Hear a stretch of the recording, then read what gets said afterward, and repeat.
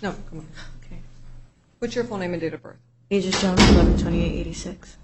You're here on a Superior Court new case. You're charged with 2 counts of child abuse. Those are Class 2 felonies, 1 count of interfering with child protection. That's a Class 2 misdemeanor.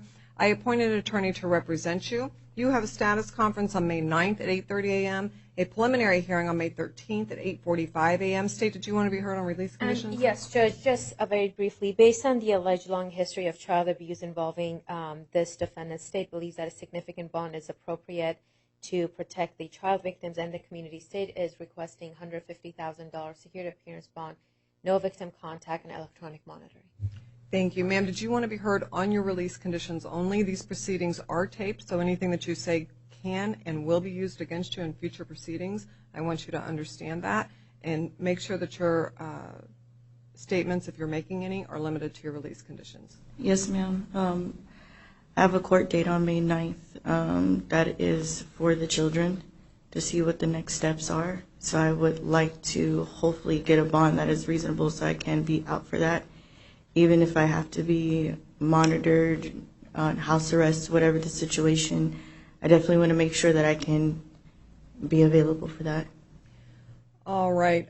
Again, you will have a status conference in Superior Court on this matter on May 9th at 8:30 a.m., a preliminary hearing on May 13th at 8:45 a.m. I am going to set a secured appearance bond on your matter in the amount of $150,000 with pretrial supervision and electronic monitoring.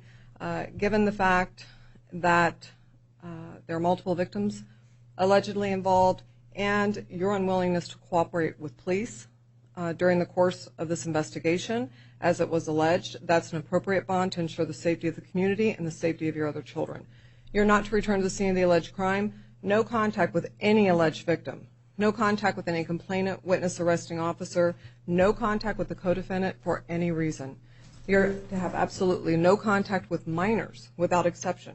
Do not possess any weapons.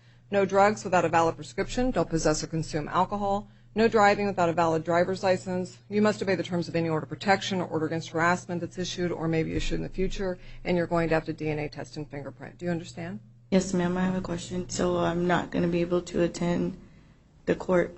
The children are in CPS custody. I don't know what you're referring about not being cooperative. I've been nothing but cooperative with them.